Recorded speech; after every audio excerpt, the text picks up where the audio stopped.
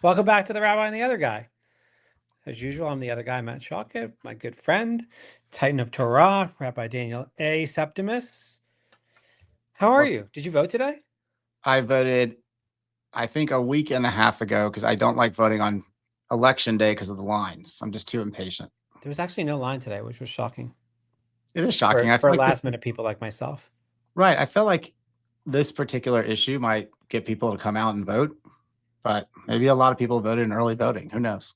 Which are you talking about? Prop Q? Prop Q. I know there's a few others that are people, but Prop Q is the one we see all over the neighborhoods. Well, that's the only local prop, which you clearly should have voted no to. If you didn't, then I'm ending this podcast. Right.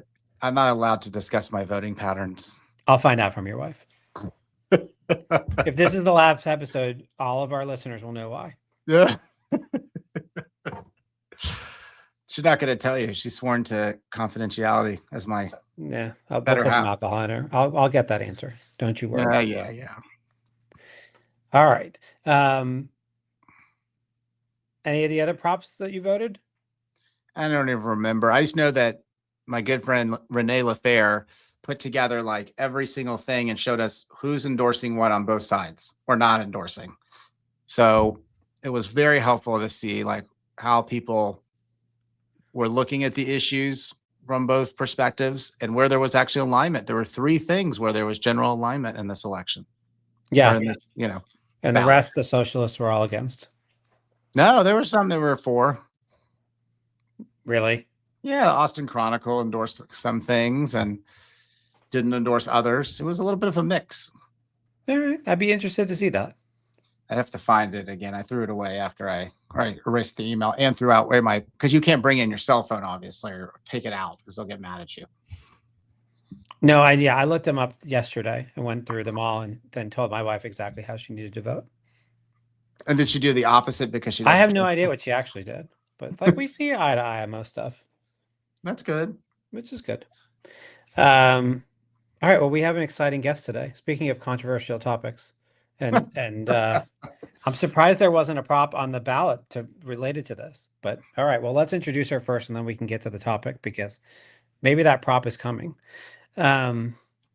Rabbi Mara Nathan is the senior rabbi at Temple Beth-El in San Antonio, Texas. She's been there since 2014. First woman to serve as a senior rabbi of a major congregation in the state of Texas. She's made community building, social justice, worship, innovation, and community outreach her main priorities. Previously, she was associate rabbi and director of congregation learning at Larchmont Temple in Larchmont, New York. I actually know where that is. My former PE group was based in Larchmont, so I've been there several times. Oh, okay. Ordained at Hebrew Union College. We have a little too much of that from you, Daniel. Like, can we start getting some other ordainment people on here? I've had plenty of rabbis from different smichas on this podcast. You and all your buddies from HUC. Don't start. I've had rabbis from almost even Chabad. I mean, come on. We're all over the place. All right. I don't know. She also got a Bachelor of Arts degree in history and certificates in Jewish studies and women's studies from Northwestern University. Very famous and prestigious university. A little bit of anti-Semitism going on there. A little too much for me, but Where isn't there? What's that? Anti-Semitism on campus. Where isn't there anti-Semitism on campus right now? Fair enough. Grand Canyon University. Yeah. There's none there. Well, there's right wing. That's different. She served on the board of Central Conference of American Rabbis and most recently as the co-chair for the CCAR Chief Executive Search Committee. Sits on the board of the San Antonio, I don't even know how to pronounce that word, Ecumenical Center. Ecumenical Center. You can't say it because he doesn't know what that means. But yeah, I don't know what that means either. That's 100% true. And I'm like have a really good vocabulary. I have no idea what that word means. Okay. And the interfaith advisor for the San Antonio Food Bank, member of the Women's Rabbinic Network, has served on the faculty of URJ's Green Family Camp in Bruceville. We had them on, and the Eisner Camp in Great Barrington, Massachusetts, where the Great Barrington Doctrine is from. Rabbi Nathan and her husband Larry have 3 children: Isaac, Solomon, and Miriam. Welcome to the podcast. Thank you so much. Glad to be here. Okay, so what does ecumenical mean? Ecumenical means actually inter-Christian relations. So, Catholics and various Protestant groups, but they are trying to expand, at least in San Antonio, the definition to have some Jewish people. There are a few Jewish people sitting around the table, but the Ecumenical Center actually does amazing counseling work for all different kinds of people, and our first responders for mostly like emotional well-being and welfare. Like they were first on the ground in Kerrville this summer, things like that. So they're pretty cool. wow. Yeah, they do That's amazing awesome. work. Yeah. How come you don't do that here in Austin, Daniel? I'm not a congregational senior rabbi, but I'm pretty sure that there is that work going on. We just don't know about it. Fair I enough. didn't know the full breadth of what the Ecumenical Center did until they invited me to be on their board. So I'm very impressed by the work they're doing. Yeah, It's great. and here All right, very cool. I am. I'm sharing the news. All right, so we have you on because you're involved in a fairly major and well publicized lawsuit right now.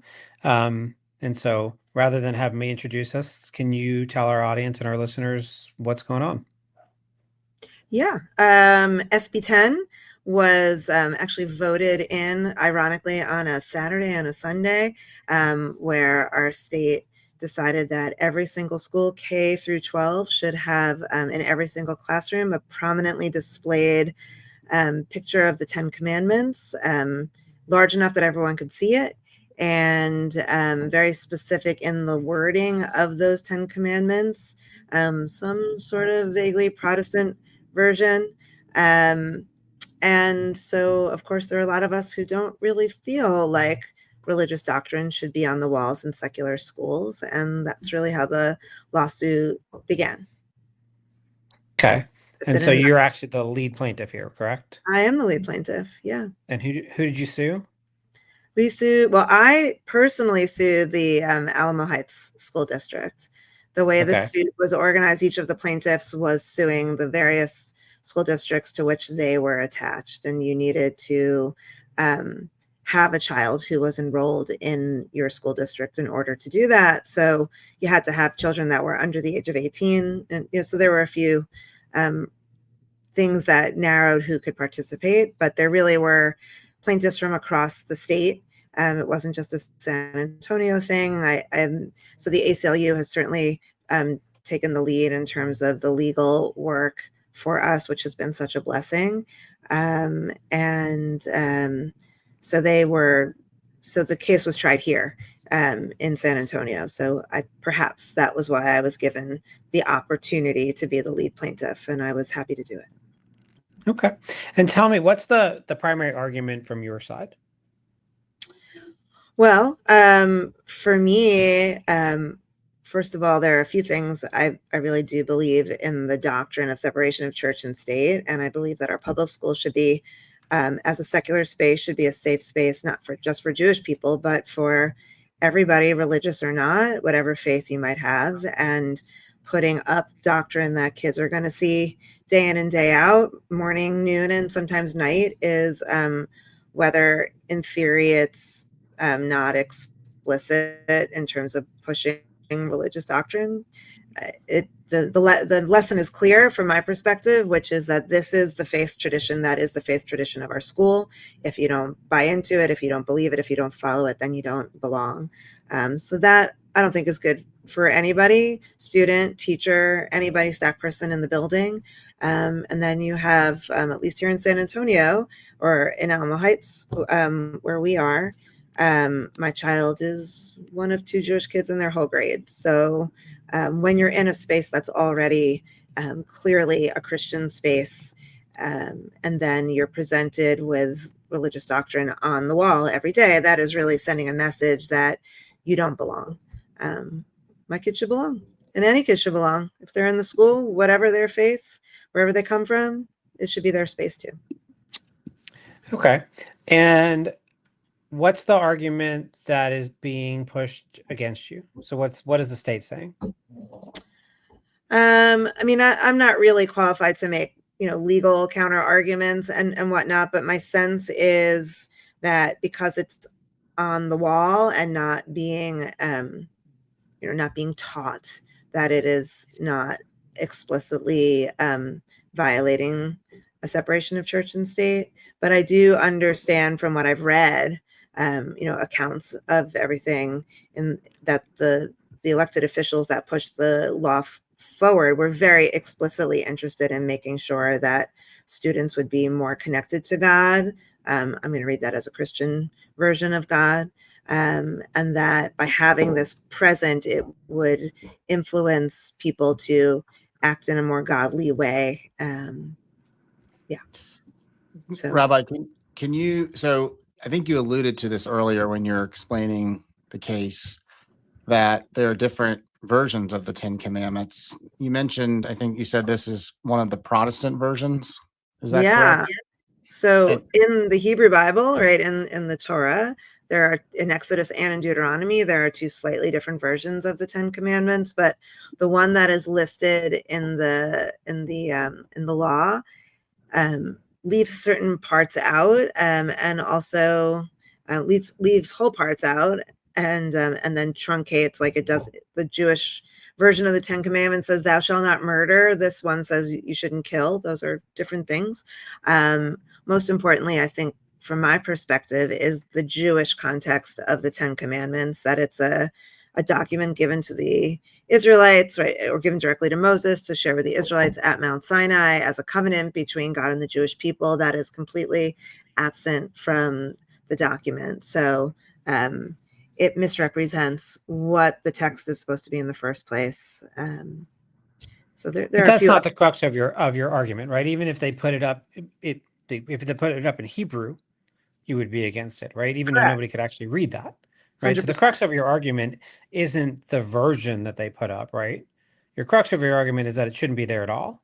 Absolutely. Yeah. I mean, and there are those who have said, well, what if there were many, many different kinds of faith declarations up on the wall? I would be opposed to that too. You want to do a class where you learn about different faith traditions from a cultural or historic perspective. And, our kids have learned these kinds of things in the past, like in world geography or human geo, like in high school, these AP classes where they're supposed to learn about lots of different cultures and their faith traditions. That's very different than putting forth doctrine on the wall, that this is the faith doctrine of our school.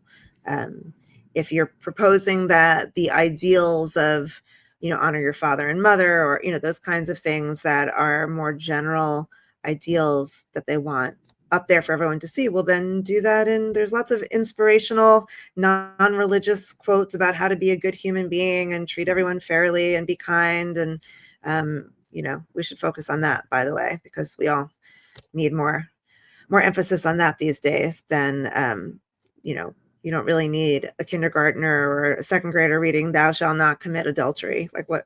How But what's is that wrong with that? Like, I mean, I don't think you disagree with the Ten Commandments, right? Like I they're up there, don't. and what you But so what's wrong with it being on the wall? They're pretty good rules to live by. yeah, I mean, most of them are. But religion is something to be taught at home. It's the decision of a parent to talk about religion with their own children, or to bring them to their own faith community to talk about that. So to create a space where a specific faith idea is brought forth to everyone is really a violation of people's, I believe it's a violation of their autonomy. And particularly for the younger kids, the chance of indoctrination is pretty significant. And those Ten Commandments, as important as they are to me, are from a very even Judeo-Christian perspective. What if you're a Muslim? What if you're Hindu? What if you're non-religious at all? They're not being presented as a learning opportunity, right? They're not being presented as a primary document, so to speak, of a particular tradition or civilization. They're just being placed up there as truth. And so, like, is that the case? So, yeah. like you talk about indoctrination, right? And you say that if they're on the wall, that's going to indoctrinate kids. But like choosing what's in the curriculum is much more indoctrinating of kids. And so, like, there's lots of stuff in the curriculum that people agree with. There's lots of stuff in the curriculum that people don't agree with. How is this any different? I don't know if it is different. It's just one more piece of the conversation. I mean, we're not here to talk about the Bluebonnet curriculum. I don't have any expertise in that, other than I did come to Austin to testify against that curriculum back when it was being looked at. I think much of what's in there is completely religiously inappropriate as well.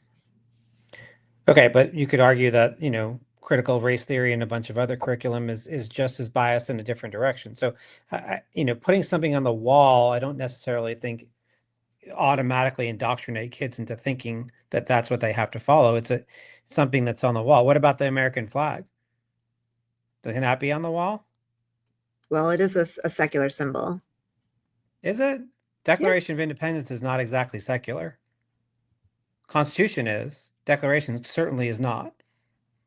Well, there's a difference between the Declaration of Independence and the American flag. There's no words on the American flag. So it certainly symbolizes an ideal, right? Whether we live up to that ideal or not is a totally different question. But language that comes specifically from scripture, and then making that language not even a genuine reflection of where the original scripture comes from is problematic. There's no explanation for the text. Problematic, no context, no opportunity to learn about the text and say, this originally comes from a Jewish perspective and it's been changed over the years and here's why, right? If it's used as a teaching tool, it's just up there as like, this is what we believe. So I'd like to, obviously there are different religious groups who are in favor of it and different religious groups who are not in favor that probably have joined you in coalition. Like, what are you hearing from your colleagues, especially in the Christian community where this is originating, obviously? Yeah. What are you hearing from them? And because obviously Christianity is when I was in college, I learned there were over 300 at the time, 300 denominations of Christianity. And it's a huge, very diverse religion. Yeah. In some ways, in terms of how it's practiced and executed. So I'd be curious to know, like, what you're hearing from your colleagues in general. And obviously in the Christian community, you have people more on the progressive side of the Christian movement, and there's people on the more conservative side. Just be curious to hear what you're hearing in San Antonio. Yeah, so there are some ministers that are part of the suit as well. So it's not, right, there's some rabbis, there's a cantor, there's some ministers, and then there's just a variety of religionists and non-religionists that are part of the suit. There certainly are people who, like you, Matt, are saying, well, what's the big deal, right? Aren't the 10 Commandments good? Like, what's the problem with having the 10 Commandments on the wall? Shouldn't we all be for the 10 Commandments, right? But certainly on the more progressive side, Rabbi Septimus, to your point, I think people have been really grateful and glad that there are people who are saying this does not feel right. This is not what we want in our public schools. So I've gotten a lot of support from Christian colleagues, admittedly on the more progressive side of things. And then I've just heard from people all over, not just Texas, but all over the country, who are just really glad that that the suit is happening, that we're speaking up. I've heard from teachers in school districts that weren't covered in the injunction to say, what do I do? How can I help? And people feeling powerless. I think the idea of like, do this or else is very chilling. And I think this is one of the things, right? I mean, you can't, whenever you're standing up for justice, whatever that is from your own perspective, you can't take on the whole thing, right? Otherwise you'll get nowhere. You have to pick a narrow focus and try to do what you can best with that particular focus before you move on to the next thing. So this was the focus. Is it everything? No. Is it one of the things that's really, really disturbing about where our state is going in terms of how it tries to put forth its own version of what truth is? Yeah, I think it's very unsettling. And well, you mentioned the Bluebonnet curriculum earlier, and there was a decision made collectively by the federations in Texas, including San Antonio, in terms of how to respond, and knowing that you're not gonna be able to throw the whole curriculum out. We knew that was not a scenario that would work, but how do we make sure the content that is going to be taught about Judaism, or specifically how Judaism is going to be represented in terms of how other religions see Judaism? That's where we focused our energy a lot on. Yeah, and we weren't successful. We were not successful, and it was really disheartening. Yeah. Yeah.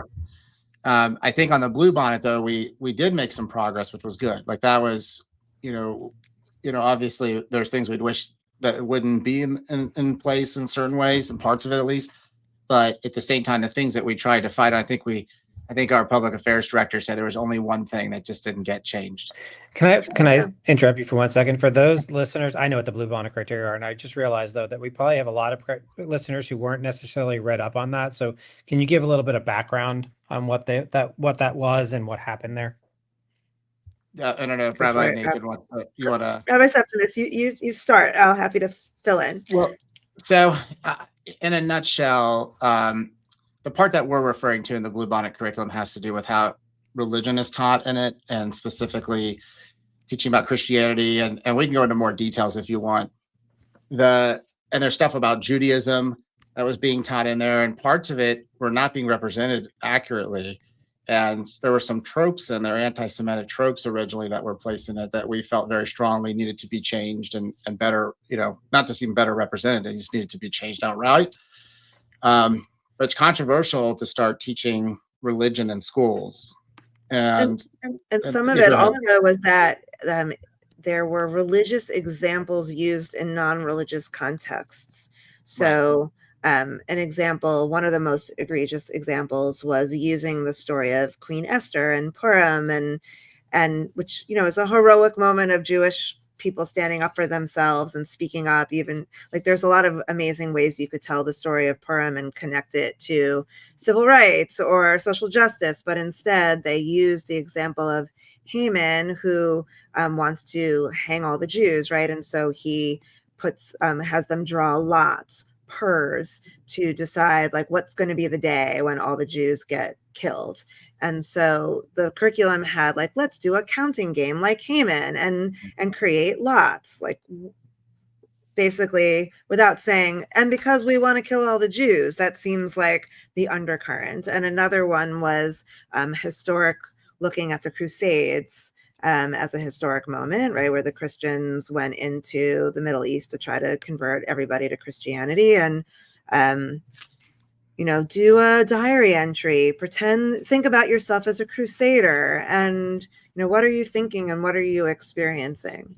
The Crusaders' job was to kill Muslims and Jews for their heresy. That's not really a thing that you could talk about it in a more sophisticated conversation, historical context conversation, but to use that is pretty horrible. And if not meant to be explicitly anti-Semitic, in its context, it, as Rabbi Septimus said, really brings up these tropes that are Jews are worthy of being killed, right? And let's do that in a fun way. So we weren't too in favor of that. Fair enough. Yeah, there's more, but those are two of the best examples that I remember hearing when I read all about it. Those are my two favorite examples. Yeah. I got to try to make you laugh, Matt. You're way too serious. I don't know. Yeah, it's a serious topic. Usually I'm actually pretty funny, but like it's kind of a serious topic. Oh, man, I feel like I'm a bummer then. Okay. All right, go on. What's the current status of the lawsuit? Well, we won the preliminary injunction, which was exciting. And my understanding is the state immediately brought it up for appeal. And so we're sort of that hasn't happened yet. That's about as much as I have, detailed information about. Okay. And it applies to about 10 school districts. Is that right? It was 11 school districts here. I mean, and for our suit, it was my understanding, though I don't really know a lot of details about it, that there was another suit I read about in the paper, similar suit with other school districts, because the state, obviously has been honoring the temporary injunction, but sent out pretty strong letters to all the other school districts to say you're fully required to follow the law. So trying to expand the preliminary injunction. And what do you think that, like this is one lawsuit in one school district and maybe over one, specific set of the 10 Commandments, but what are you hoping the longer term or bigger ramifications will be here? Because this is really a fight over the Establishment Clause of the First Amendment, right? It's not just a fight about the 10 Commandments. No, it's not about, right. Well, just clarification, though, as the lead plaintiff, I'm suing the Alamo Heights School District. There were 11 school districts that were part of the suit, right? So, Sure. so for those 11, it gives my kid and other kids some protection from being in a religious space when they don't choose to be in a religious space. And there's so many moments in our public schools, whether it's a prayer before a sporting event, Christmas music galore and decorations. It can keep going. Where as non-Christians, or even just like as non-mainline Christians, they feel different and separate and other at a time in their lives where, just as a teen, that's how you tend to feel a lot of the time anyway. So if we can do this one thing to protect them, I feel good about that. And I hope what it does for the state, and this isn't the only state where these kinds of laws have been introduced and are being fought against, is to signal that people are, of course, entitled to their religious faith and their traditions, and everyone should have the space to observe their religion in a way that feels meaningful and true to them. But certainly one of the advantages or the gifts of living in the United States is that you're supposed to be able to choose when you get to do that. And if you really want your children to be in a religious space all the time, you should send them to parochial school. You send them to Jewish day school. You could send them to any manner of, we've got a lot of Christian schools here in San Antonio. So there's lots of places to send your kid if you're really interested in them being, exposed to and have a chance to talk about religious doctrine more than just at your time at your synagogue and religious school. Okay. Yeah, I mean, I think that that's important. And I think the First Amendment is something that both sides of the aisle are trying to attack in their own way right now. And Yeah. so, I'll be very curious to see where this suit goes, where it ends up. If it Yeah. ends up, going further than the Texas, because I don't think the state of Texas will stop at the next appeal. That's my assumption. If they lose on appeal, I think it Right. goes up further. So I think you've got some attention now. I think the attention will get bigger as this continues to work its way up the court system. If it happens, I think it's an important. It's going to be a very important decision potentially with the Establishment Clause. I do worry a little bit, to be fair, about the longer term ramifications of what might be decided here. In Say more terms of about your that. case. Yeah. What do you mean by What's that? Well, so like you kind of brought it up, right? Christmas lights and Christmas trees and all kinds of other things that aren't necessary. Like I think when you come, look, I'm not going to tell you that I'm against you. I actually think I'm on your side. That I think this is a violation of the First Amendment's Establishment Clause pretty clearly. But you know, if you establish that one way or the other, where does that end up going? Right? Like, so Oh, yeah. what if a Jewish kid wants to put an Israeli flag up in his classroom because everybody else is putting their flag up? Is he allowed to do that, or is he not allowed to do that? Or a kid, to give you the reverse of that, a kid from the Islamic Republic of Iran, which is clearly a religious, entity, are they going to be allowed to put up their flag or not? Or will that be shut down? And so therefore, you fly the United States flag, you can fly the French flag, you can fly the British flag. If you go into the DOS, which is our local elementary school here, they've got flags of all the countries where the kids are from. Well, Yeah. if you're from a country that is a religious-based country, you can no longer fly your flag. That would be potentially an unintended consequence here. Yeah, I mean, I disagree. I think in terms of, like, to go back to the easier topic of Christmas lights and Christmas trees, I mean, those are not religious symbols. They are Christmas symbols, right? And certainly if you're not someone who celebrates Christmas, those feel like they don't belong to you, or they may feel like they don't belong to you. And that's part of what it means to be a Jewish person living in a non-Jewish world. I think we're used to that, but I think that is very different from religious doctrine or sacred text being Oh, I'd be posted. very careful on the slippery slope of that. If you win this, which I think you are going to win, there's going to be somebody a teacher who puts a Christmas tree up on her desk and ends up getting sued. And this will be the case law that they stand behind. Maybe. I mean, again, I'm not an attorney. I'm not going to be able to, argue, at least in this particular online forum, about what I think about the legality of it all. But I do think, again, if the goal of a class is to look at the flags of all the countries that are represented by the student body and understand what the symbolism is of that flag and why it has what it has, and the kid is doing a report and a presentation on the background of that thing, and the flag is up there for an educational purpose, even if I'm, even if you're against what that state stands for, if this kid is from there and they want it up there, this is just my opinion. I think that's very different from putting up religious doctrine per se. And I do see a big difference between symbols like flags and text, right? Scripture, teachings, words, they're different. I get that symbols have strong power that are connected to them, and flags do in a variety of different ways. But if you're doing a World Heritage Project and you got an Israeli kid in your classroom and everyone's supposed to bring in the symbols of their country, right? That's different, I think. But that's not the same thing as someone showing up to have a protest or a rally for whoever and putting up flags. That's a different thing as well, I think. That's not inside a school, right? So, and Right. it's not. Sure, that's a whole different subject. Yeah. So if a kid for a project wants to put up a Hamas flag on the wall, which basically says on the flag itself, there's no God but Allah, you're in support of that. Well, Hamas is not a country, so no.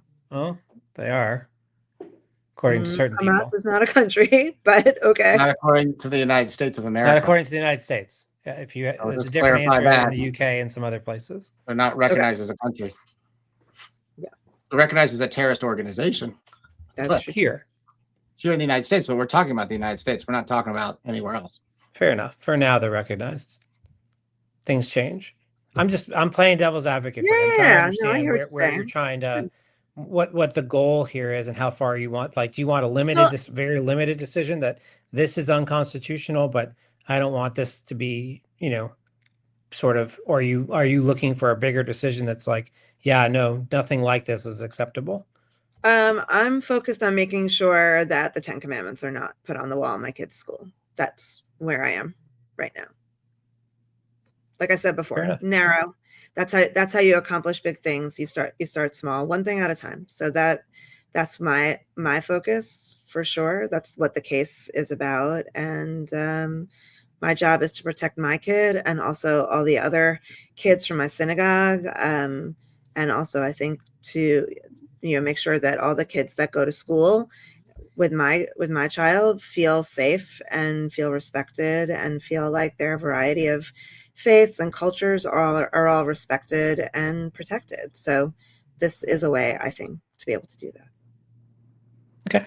I think that's awesome. And like I said, I'm in full agreement with you. I'm just trying to play devil's advocate on the other side of it, because I worry about where these things end up, in the long run. I don't think the 10 Commandments belong on the wall. I don't think, by the way, it's a bad idea to teach about it, because if we all follow the 10 Commandments, we might be in a better place in this country.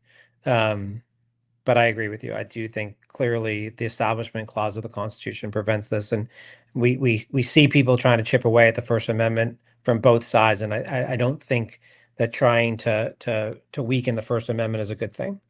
No, yeah. I also think, like, regarding the 10 Commandments, most people could not word for word lay out what the 10 Commandments are. You might think, because you have to translate them. Well, sure, but even like, what does it mean? Like, honor the Sabbath. Well, what does that mean, and where does that come from? And most people are not going to honor the Sabbath in the way that it is put forth in the Torah text, who are at a secular school. And on it goes, right? So we all have a general set. The general public has a general sense of what the words are. I mean, it's religious doctrine. So, and it's about a covenantal relationship with God. So now you're also presupposing that everyone who reads it actually believes in God. So I believe in God, but I'm also a rabbi. So I'm not going to presuppose that everyone who's showing up at school believes in God. And there seems to be an assumption from what I've read that the people who put the law forward feel like everyone should not only believe in God, but believe in their own Christian version of of God. And I know lots of Christian people who are not comfortable with that either. So it feels a lot more about the state telling us what we should and should not see, think, and believe. And I get your point about curriculum in general being just a version of that as well. But we're here to talk about the 10 Commandments. So that's a different conversation. Yeah, I know. And look, I left out the part about this being sort of a Christian nation. I did bring up the part about the Declaration of Independence and the flag, because that's I actually think the most compelling argument against you from the other side, which is to say, look, this was formed as a Christian nation. The United States flag is a symbol that was created for that. And that's I think that's their most compelling side of it. Let me ask you another question. If they took out commandments 1 and 2 and just listed 3 through 10, would you be more okay with that? What would they call it? The 7 Commandments? 8. There'd be 8. 8 Commandments? Right. Take out 1 and 2, which are the ones that really deal with God, right? And they just listed let's say they listed the other 8, and they didn't write the other 8 commandments on the top, right? It was just like they listed that as principles to live by on the wall. Would you be okay with that?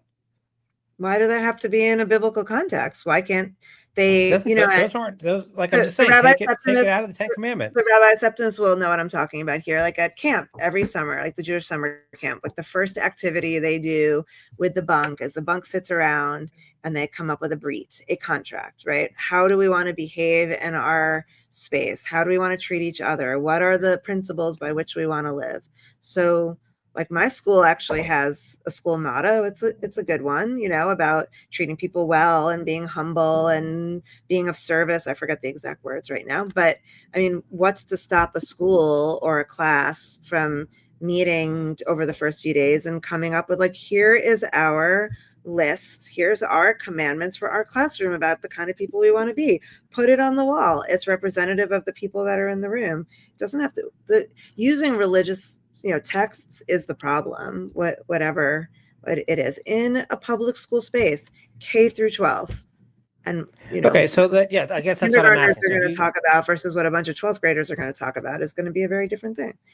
Right. So if I gave you a list that said, take Sundays off to relax, honor your parents, don't murder, don't commit adultery, don't steal, don't bear false witness, don't covet your neighbor's wife, and don't covet your neighbor's goods, you'd be okay with that? No, because what 4th graders wants to talk about or even understands what the word covet mean, what it means to covet their neighbor's wife. Language.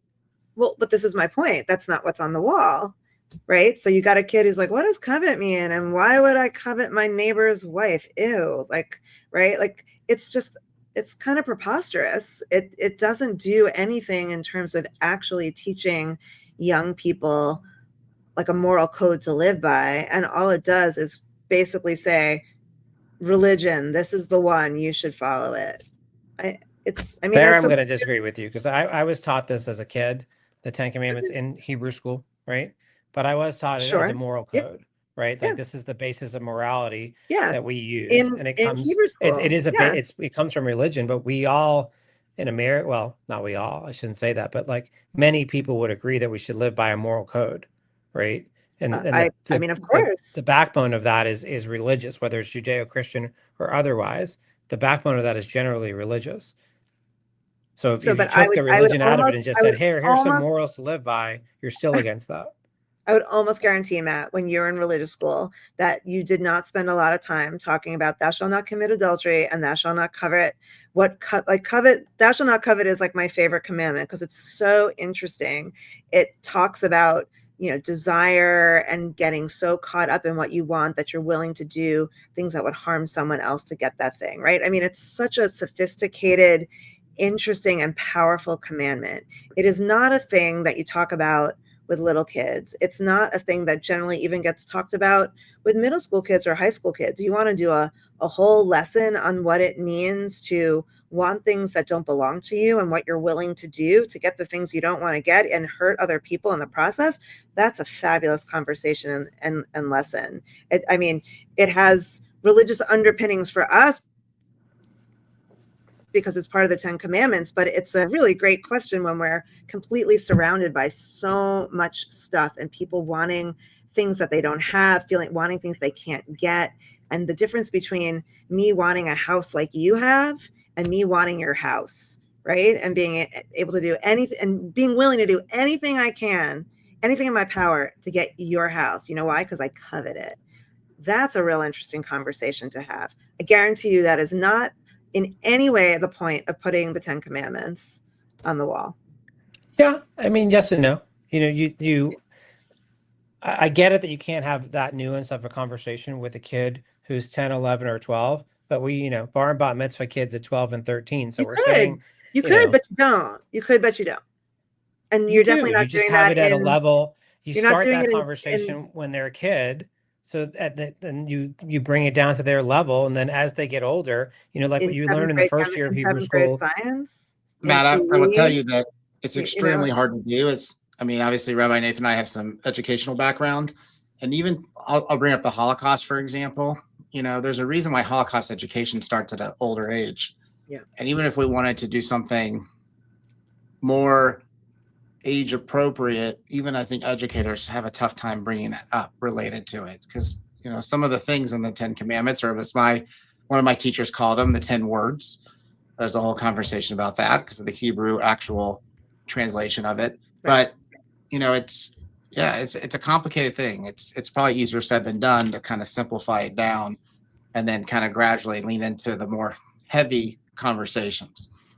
Also, I want to think about the nuance of this. Hold on.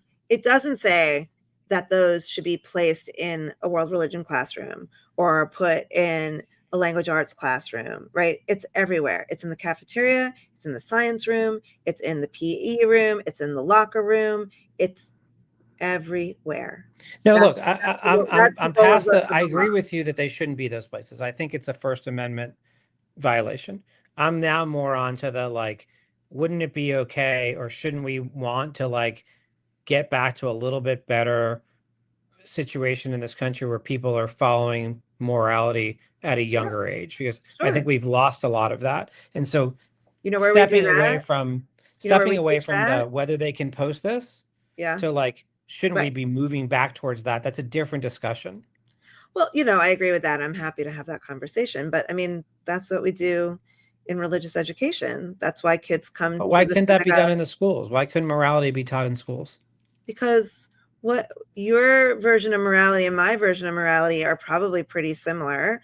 But if you're of a faith that is a more traditional faith when it comes to gender roles, for instance, my idea of moral behavior in terms of equality may not be the same as someone who, not only